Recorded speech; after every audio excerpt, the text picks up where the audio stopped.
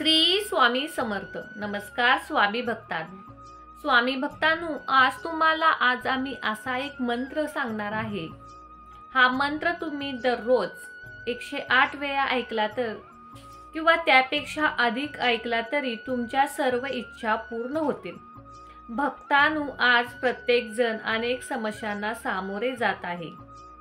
त्यामध्ये पैशा संबंधित असो किंवा आरोग्या संबंधित असो किंवा आणखीन कशाही संबंधित असो, तर स्वामी भक्तांनो, हा मंत्र तुम्हाला मोबाईलवर लावून ऐकला तरी तुमच्या सर्व इच्छा पूर्ण होतील.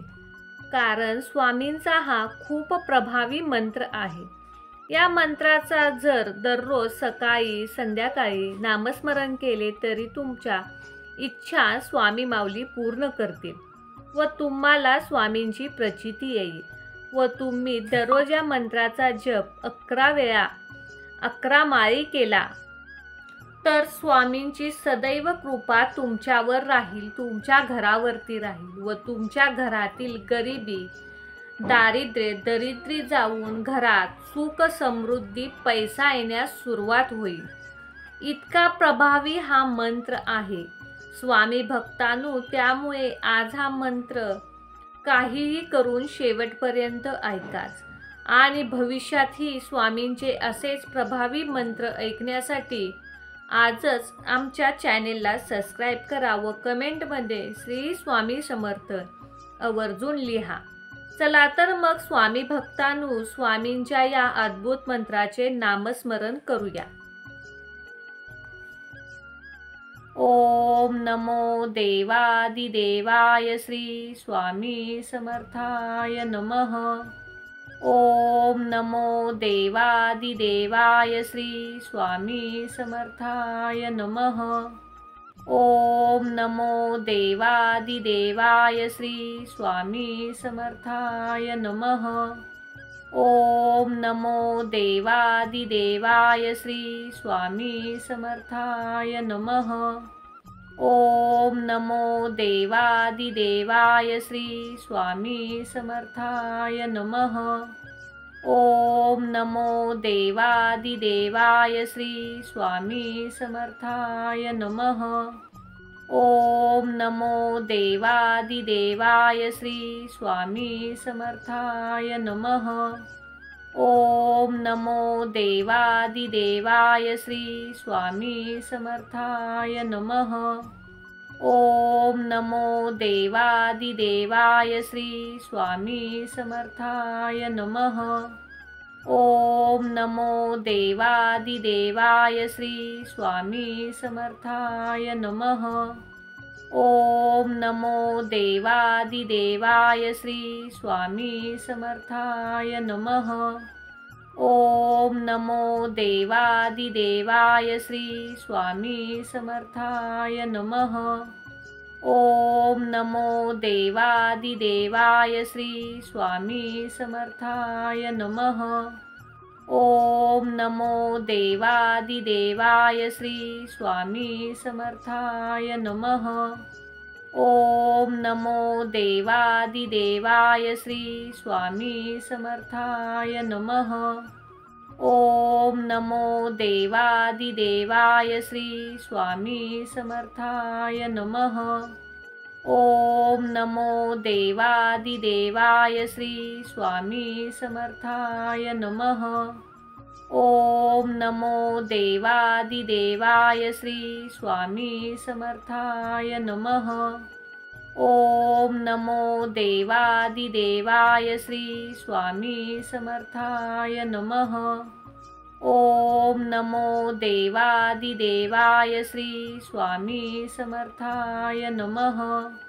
ओम नमो देवादिदेवाय श्री स्वामी समर्थाय नमः.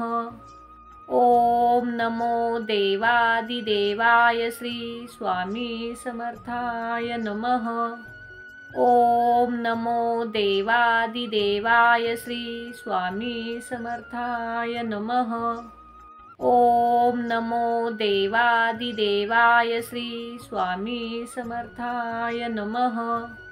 ओम नमो देवादिदेवाय श्री स्वामी समर्थाय नमः। ओम नमो देवादिदेवाय श्री स्वामी समर्थाय नमः। ओम नमो देवादिदेवाय श्री स्वामी समर्थाय नमः। ओम नमो देवादिदेवाय श्री स्वामी समर्थाय नमः। ओम नमो देवादिदेवाय श्री स्वामी समर्थाय नमः। ओम नमो देवादिदेवाय श्री स्वामी समर्थाय नमः। ओम नमो देवादिदेवाय श्री स्वामी समर्थाय नमः। ओम नमो देवादिदेवाय श्री स्वामी समर्थाय नमः। ओम नमो देवादिदेवाय श्री स्वामी समर्थाय नमः। ओम नमो देवादिदेवाय श्री स्वामी समर्थाय नमः। ओम नमो देवादिदेवाय श्री स्वामी समर्थाय नमः। ओम नमो देवादिदेवाय श्री स्वामी समर्थाय नमः। ओम नमो देवादिदेवाय श्री स्वामी समर्थाय नमः। ओम नमो देवादिदेवाय श्री स्वामी समर्थाय नमः। ओम नमो देवादिदेवाय श्री स्वामी समर्थाय नमः। ओम नमो देवादिदेवाय श्री स्वामी समर्थाय नमः। ओम नमो देवादिदेवाय श्री स्वामी समर्थाय नमः। ओम नमो देवादिदेवाय श्री स्वामी समर्थाय नमः। ओम नमो देवादिदेवाय श्री स्वामी समर्थाय नमः। ओम नमो देवादिदेवाय श्री स्वामी समर्थाय नमः।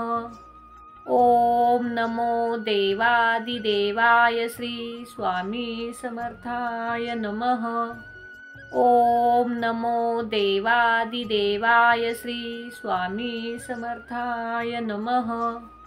ओम नमो देवादिदेवाय श्री स्वामी समर्थाय नमः।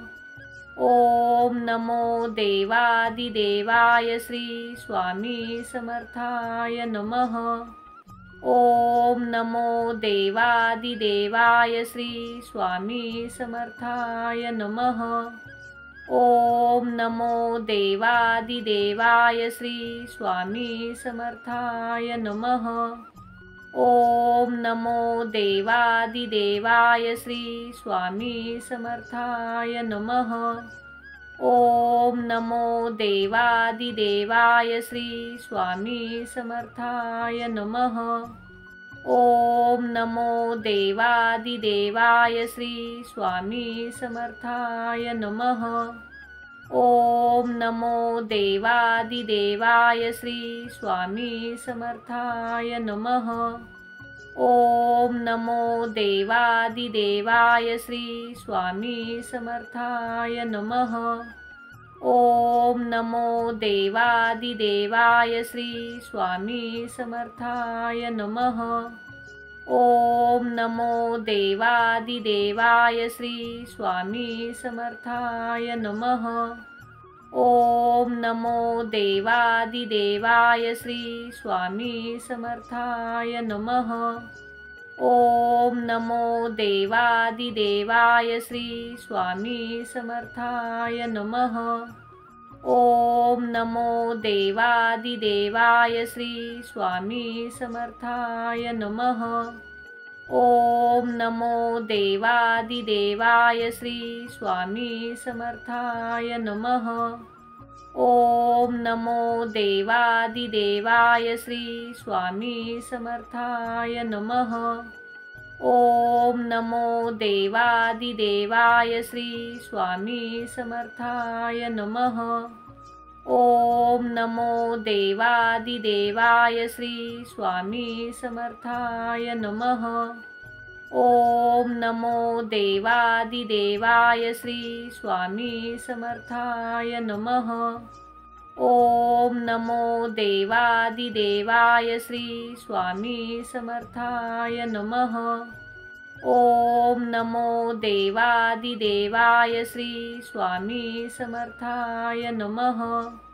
ओम नमो देवादिदेवाय श्री स्वामी समर्थाय नमः। ओम नमो देवादिदेवाय श्री स्वामी समर्थाय नमः। ओम नमो देवादिदेवाय श्री स्वामी समर्थाय नमः। ओम नमो देवादिदेवाय श्री स्वामी समर्थाय नमः। ओम नमो देवादिदेवाय श्री स्वामी समर्थाय नमः। ओम नमो देवादिदेवाय श्री स्वामी समर्थाय नमः। ओम नमो देवादिदेवाय श्री स्वामी समर्थाय नमः। ओम नमो देवादिदेवाय श्री स्वामी समर्थाय नमः। ओम नमो देवादिदेवाय श्री स्वामी समर्थाय नमः। ओम नमो देवादिदेवाय श्री स्वामी समर्थाय नमः। ओम नमो देवादिदेवाय श्री स्वामी समर्थाय नमः। ओम नमो देवादिदेवाय श्री स्वामी समर्थाय नमः। ओम नमो देवादिदेवाय श्री स्वामी समर्थाय नमः। ओम नमो देवादिदेवाय श्री स्वामी समर्थाय नमः। ओम नमो देवादिदेवाय श्री स्वामी समर्थाय नमः। ओम नमो देवादिदेवाय श्री स्वामी समर्थाय नमः। ओम नमो देवादिदेवाय श्री स्वामी समर्थाय नमः। ओम नमो देवादिदेवाय श्री स्वामी समर्थाय नमः। ओम नमो देवादिदेवाय श्री स्वामी समर्थाय नमः। ओम नमो देवादिदेवाय श्री स्वामी समर्थाय नमः। ओम नमो देवादिदेवाय श्री स्वामी समर्थाय नमः। ओम नमो देवादिदेवाय श्री स्वामी समर्थाय नमः। ओम नमो देवादिदेवाय श्री स्वामी समर्थाय नमः। ओम नमो देवादिदेवाय श्री स्वामी समर्थाय नमः। ओम नमो देवादिदेवाय श्री स्वामी समर्थाय नमः। ओम नमो देवादिदेवाय श्री स्वामी समर्थाय नमः। ओम नमो देवादिदेवाय श्री स्वामी समर्थाय नमः। ओम नमो देवादिदेवाय श्री स्वामी समर्थाय नमः। ओम नमो देवादिदेवाय श्री स्वामी समर्थाय नमः। ओम नमो देवादिदेवाय श्री स्वामी समर्थाय नमः। ओम नमो देवादिदेवाय श्री स्वामी समर्थाय नमः। ओम नमो देवादिदेवाय श्री स्वामी समर्थाय नमः। ओम नमो देवादिदेवाय श्री स्वामी समर्थाय नमः। ओम नमो देवादिदेवाय श्री स्वामी समर्थाय नमः। ओम नमो देवादिदेवाय श्री स्वामी समर्थाय नमः। ओम नमो देवादिदेवाय श्री स्वामी समर्थाय नमः। ओम नमो देवादिदेवाय श्री स्वामी समर्थाय नमः। ओम नमो देवादिदेवाय श्री स्वामी समर्थाय नमः।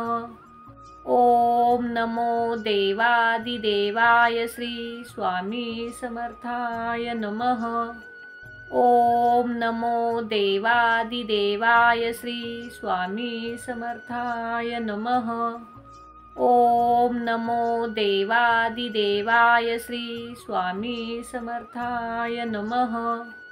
ओम नमो देवादिदेवाय श्री स्वामी समर्थाय नमः। ओम नमो देवादिदेवाय श्री स्वामी समर्थाय नमः।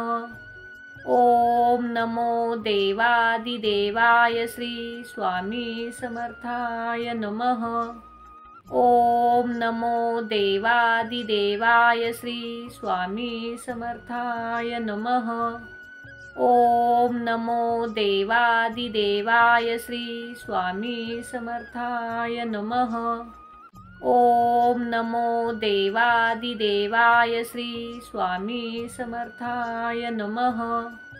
ओम नमो देवादिदेवाय श्री स्वामी समर्थाय नमः। ओम नमो देवादिदेवाय श्री स्वामी समर्थाय नमः। ओम नमो देवादिदेवाय श्री स्वामी समर्थाय नमः। ओम नमो देवादिदेवाय श्री स्वामी समर्थाय नमः। ओम नमो देवादिदेवाय श्री स्वामी समर्थाय नमः। ओम नमो देवादिदेवाय श्री स्वामी समर्थाय नमः। ओम नमो देवादिदेवाय श्री स्वामी समर्थाय नमः। ओम नमो देवादिदेवाय श्री स्वामी समर्थाय नमः। ओम नमो देवादिदेवाय श्री स्वामी समर्थाय नमः। ओम नमो देवादिदेवाय श्री स्वामी समर्थाय नमः। ओम नमो देवादिदेवाय श्री स्वामी समर्थाय नमः। ओम नमो देवादिदेवाय श्री स्वामी समर्थाय नमः। ओम नमो देवादिदेवाय श्री स्वामी समर्थाय नमः।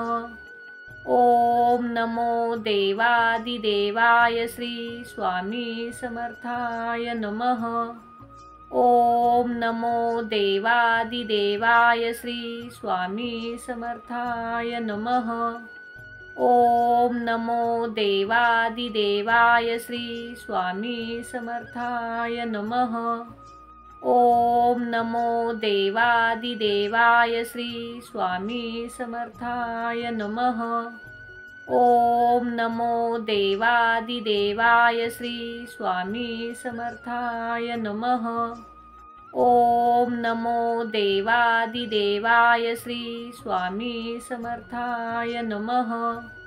ओम नमो देवादिदेवाय श्री स्वामी समर्थाय नमः। ओम नमो देवादिदेवाय श्री स्वामी समर्थाय नमः। ओम नमो देवादिदेवाय श्री स्वामी समर्थाय नमः। ओम नमो देवादिदेवाय श्री स्वामी समर्थाय नमः। ओम नमो देवादिदेवाय श्री स्वामी समर्थाय नमः। ओम नमो देवादिदेवाय श्री स्वामी समर्थाय नमः। ओम नमो देवादिदेवाय श्री स्वामी समर्थाय नमः। ओम नमो देवादिदेवाय श्री स्वामी समर्थाय नमः। ओम नमो देवादिदेवाय श्री स्वामी समर्थाय नमः। ओम नमो देवादिदेवाय श्री स्वामी समर्थाय नमः। ओम नमो देवादिदेवाय श्री स्वामी समर्थाय नमः। ओम नमो देवादिदेवाय श्री स्वामी समर्थाय नमः। ओम नमो देवादिदेवाय श्री स्वामी समर्थाय नमः। ओम नमो देवादिदेवाय श्री स्वामी समर्थाय नमः। ओम नमो देवादिदेवाय श्री स्वामी समर्थाय नमः। ओम नमो देवादिदेवाय श्री स्वामी समर्थाय नमः। ओम नमो देवादिदेवाय श्री स्वामी समर्थाय नमः। ओम नमो देवादिदेवाय श्री स्वामी समर्थाय नमः। ओम नमो देवादिदेवाय श्री स्वामी समर्थाय नमः। ओम नमो देवादिदेवाय श्री स्वामी समर्थाय नमः। ओम नमो देवादिदेवाय श्री स्वामी समर्थाय नमः। ओम नमो देवादिदेवाय श्री स्वामी समर्थाय नमः। ओम नमो देवादिदेवाय श्री स्वामी समर्थाय नमः। ओम नमो देवादिदेवाय श्री स्वामी समर्थाय नमः। ओम नमो देवादिदेवाय श्री स्वामी समर्थाय नमः। ओम नमो देवादिदेवाय श्री स्वामी समर्थाय नमः। ओम नमो देवादिदेवाय श्री स्वामी समर्थाय नमः। ओम नमो देवादिदेवाय श्री स्वामी समर्थाय नमः। ओम नमो देवादिदेवाय श्री स्वामी समर्थाय नमः। ओम नमो देवादिदेवाय श्री स्वामी समर्थाय नमः। ओम नमो देवादिदेवाय श्री स्वामी समर्थाय नमः। ओम नमो देवादिदेवाय श्री स्वामी समर्थाय नमः। ओम नमो देवादिदेवाय श्री स्वामी समर्थाय नमः। ओम नमो देवादिदेवाय श्री स्वामी समर्थाय नमः। ओम नमो देवादिदेवाय श्री स्वामी समर्थाय नमः। ओम नमो देवादिदेवाय श्री स्वामी समर्थाय नमः। ओम नमो देवादिदेवाय श्री स्वामी समर्थाय नमः। ओम नमो देवादिदेवाय श्री स्वामी समर्थाय नमः। ओम नमो देवादिदेवाय श्री स्वामी समर्थाय नमः। ओम नमो देवादिदेवाय श्री स्वामी समर्थाय नमः। ओम नमो देवादिदेवाय श्री स्वामी समर्थाय नमः। ओम नमो देवादिदेवाय श्री स्वामी समर्थाय नमः। ओम नमो देवादिदेवाय श्री स्वामी समर्थाय नमः। ओम नमो देवादिदेवाय श्री स्वामी समर्थाय नमः। ओम नमो देवादिदेवाय श्री स्वामी समर्थाय नमः। ओम नमो देवादिदेवाय श्री स्वामी समर्थाय नमः। ओम नमो देवादिदेवाय श्री स्वामी समर्थाय नमः। ओम नमो देवादिदेवाय श्री स्वामी समर्थाय नमः। ओम नमो देवादिदेवाय श्री स्वामी समर्थाय नमः। ओम नमो देवादिदेवाय श्री स्वामी समर्थाय नमः। ओम नमो देवादिदेवाय श्री स्वामी समर्थाय नमः।